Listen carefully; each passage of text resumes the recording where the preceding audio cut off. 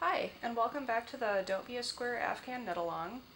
And today I want to say that I'm really glad you've joined us, and this is going to be our last video for the series. We're going to be doing the finishing touches. So at this point your Afghan should already be sewn together. If you caught our video on seaming, you know that there were a couple of options given, up to you. I decided to go with the crochet slip stitch method because it's a little faster.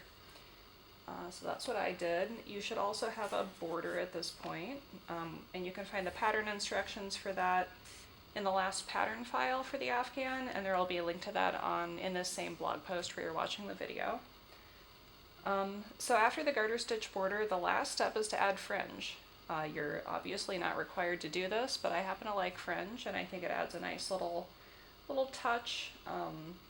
I used all the colors that I used in the Afghan for mine just to kind of tie everything together, so it kind of just gives it a nice finished look. So if you're interested in adding fringe, here's how to do it. So first you can see I've got my little groups of fringe cut here, and the easiest way to cut a bunch of pieces of yarn that are all the same length is to find something like a book. This little booklet I have that's about, I don't know, 3.5 inches tall or so, which is about how long I want my fringe. So I'm going to take that and I'm just going to wrap the yarn around it for as many pieces of fringe as I want. I might count, but I probably won't. So I can, if I need more, I'll just wrap some more yarn around there. So once you've wrapped as much around there as you want, all you do then is cut it through the center on one side. And here I've got my group of fringe all ready to go.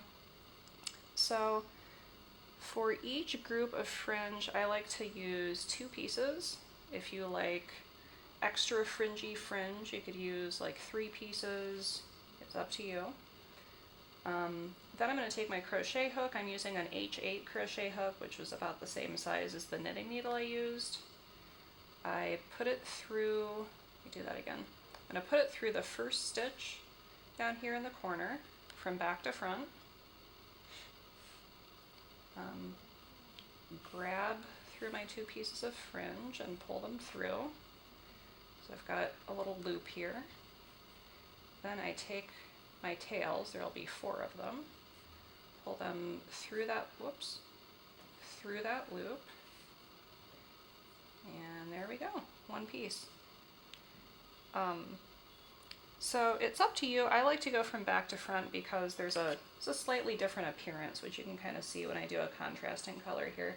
I kind of like the way it looks better, but it's up to you. Just make sure that if you decide to go back to front or front to back, just be consistent and don't mix it up because you want a nice, consistent, even look. There's just kind of a nice knot on the top there. That doesn't look bad, but I'd rather see this on the right side of the work. So I like to go about every other stitch here, all the way down this other short side and then along the other side, and that's pretty much all there is to it. So thank you so much for joining us. We've had a lot of fun here in the office, and we're really loving seeing all the progress pictures. If you finish your Afghan, share it on Ravelry. We'd love to see it. So good luck and have a great day.